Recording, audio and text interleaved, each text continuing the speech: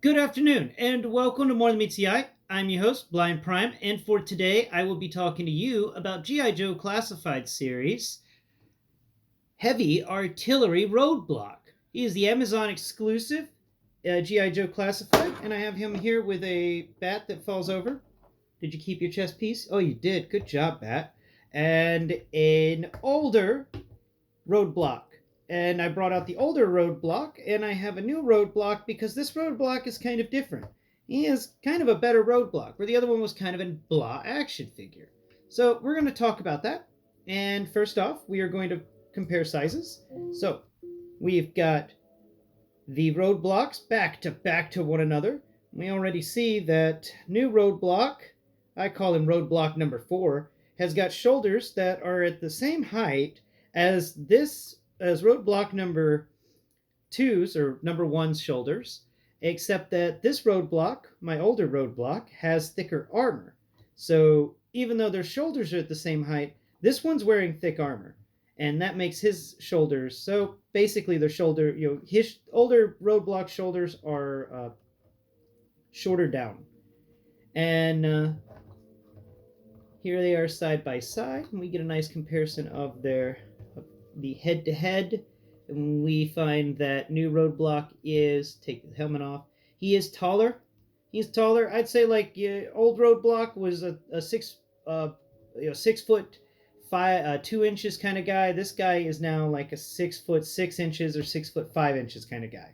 So we're going to set old Roadblock off to the side and do a comparison with our friend Mr. Cobra Bat.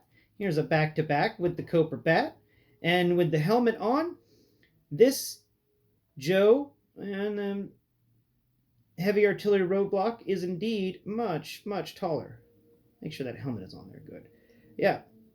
We get definitely higher than the Mohawk on top of the Cobra Bat. So there's a nice side to side, and once again, his shoulders are a bit taller than Cobra Bat's shoulders.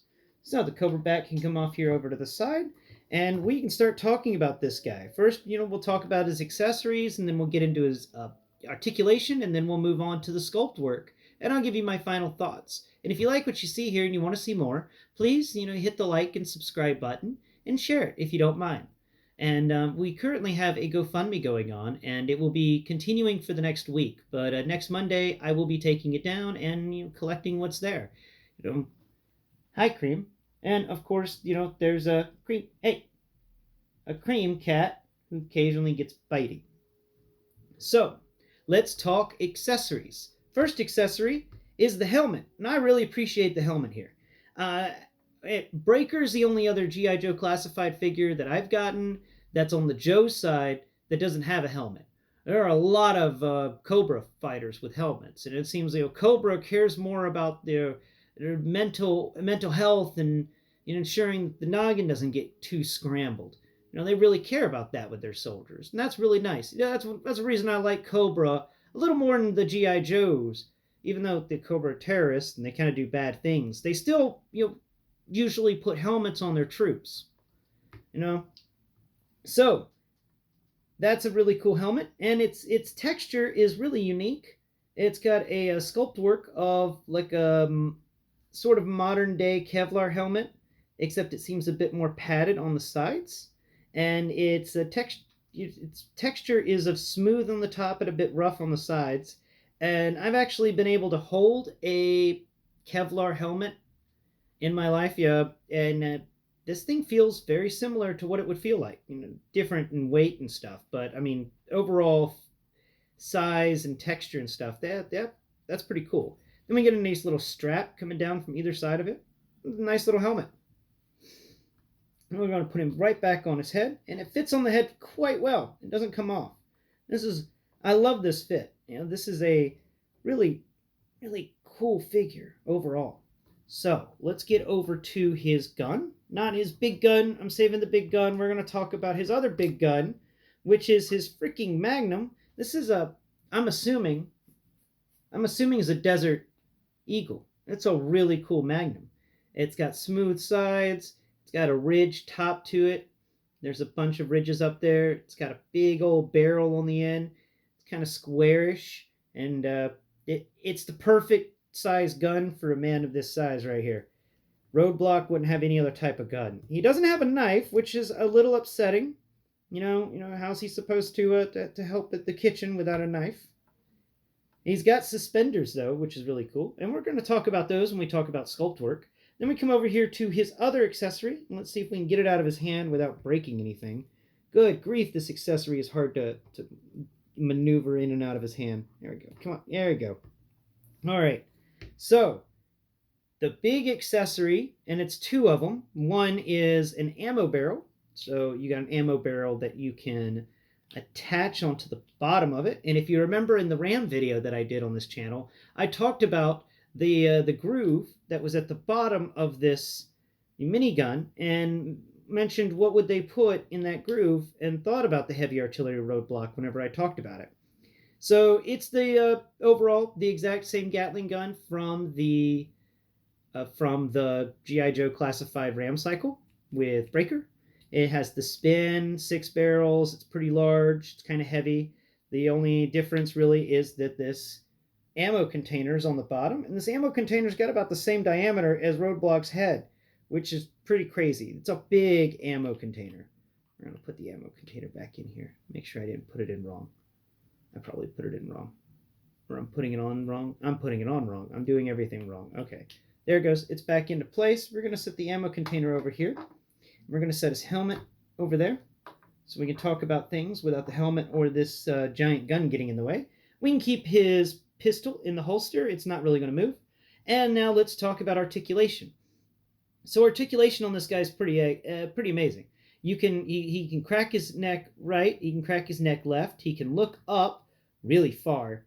And I think that this is actually connected maybe as like an Easter egg to the hang glider that you could get with the Fortnite stuff. You can get a 1/12 scale hang glider.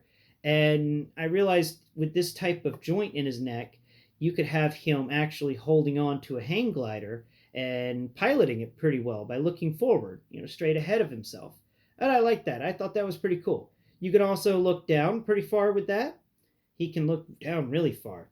And he gets 360-degree spin. Now, his shoulders do have a bit of a butterfly, just a smidge butterfly, and 360-degree pivot on the biceps and stuff, and then double-jointed elbows that have pins, and unique factor about the hands is both of them are the side-to-side hand joints. Neither of them are the up-to-downs, which is something we don't see very often. We usually see one hand as an up-to-downer and the other one as a side-to-sider. To his core, he's got a few joints in his core, which is really cool. So first off, he's got this ratchet in his upper core, right below his pectorals. And this thing allows him to get 2 clicks back. It's amazing how much you can get distance-wise with this thing. And then it's got one below it that allows him to move forward and move back and then turn side, and also get a good little rotation in there at the waist. That's really cool. And of course, you can always click him back as far as he will go. There we go, 2 clicks back, rotate that hinge all the way down. Then we're going to spin his head 360 degrees. We're going to pick it up all the way, move his arms back like that. And now we have something straight out of The Exorcist.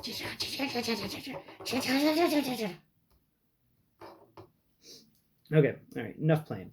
So let's talk about the rest of him. His legs are basically the same exact type of legs that you would see in any other G.I. Joe classified. Nothing special there. When it comes to the articulation. All right, let's talk sculpt work now. Sculpt work, on the other hand, for this guy wow. So they've got some very well pronounced brows on his head. He's got these deep set eyes and these high cheekbones and this face that feels like a face of, I got a job to do and I'm going to do the job. I don't really like doing the job, but I'm going to do it. And kind of what I get the impression of this face. It's a soldier's face. It's a dirty job, but somebody's got to do it kind of face.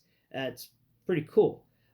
To his chest area, we've got now where you would come across like the Mattel stuff or some of the Marvel Legends things, where they have like a t-shirt on, well, they spray paint the shirt on.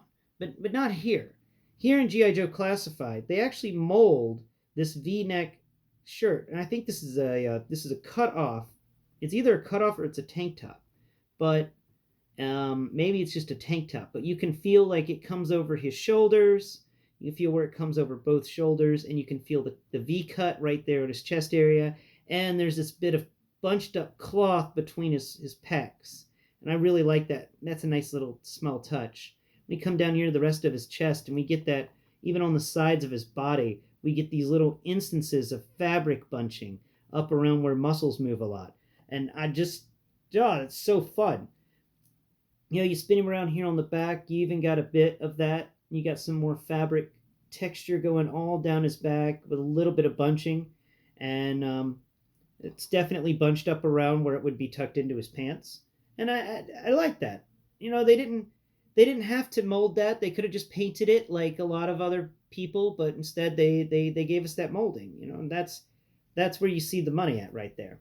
Now his muscles are really well defined, and I've got the older guy here, and his muscles are defined, that's for sure, but like they're okay, they're kind of beefy.